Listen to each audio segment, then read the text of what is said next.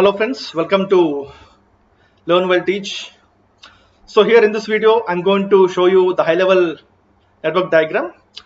Well, in the previous video, I think I made a little bit complex. So sorry for that. Even I feel a little bit complex. That's the reason. However, in this video, I made it very short and very simple and concise. Let us get into this diagram.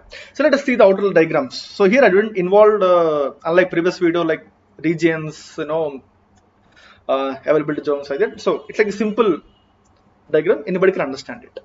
Okay, so here let us see the first of all components of it. We have VPC, we have one public subnet, we have one private subnet, we have one EC2 instance in public subnet, and we have one EC2 instance in private subnet, and route table for private subnet, route table for public subnet.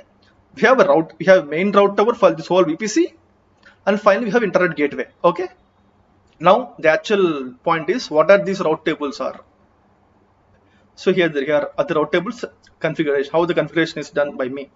So route table in public subnet, which means this public subnet, I configured it this way, which means 10.0.0.0/16 is local, which means the traffic communicate between these two EC2 instances can be communicated through this IP.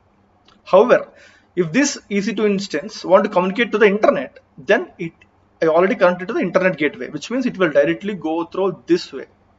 Okay, that's where I designed this architecture. Now let us see private subnet.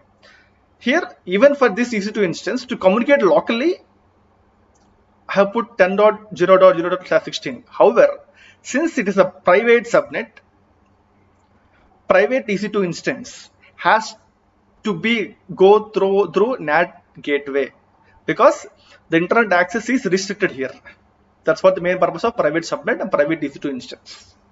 And hence, to communicate 0.0.0.0, I have put NAT gateway, which means this EC2 instance go through this router.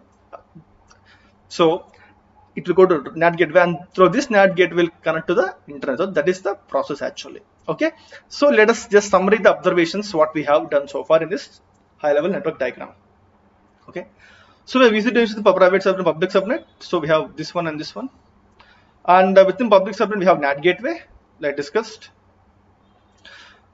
Again, route table associated with 10.0.0.16, which is local, and 0.0 traffic for NAT gateway, which is I defined here. So whenever EC2 instance try to connect to the internet, the data via the router goes to NAT gateway, from NAT gateway it goes to internet gateway. Yeah.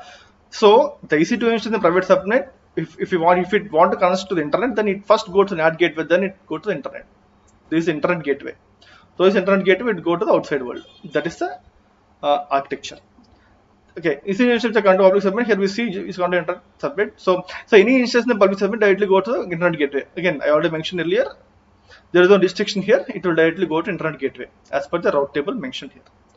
Okay, guys, I hope this is very crisp and simple. Hope you enjoy it. Thank you and stay tuned to the videos.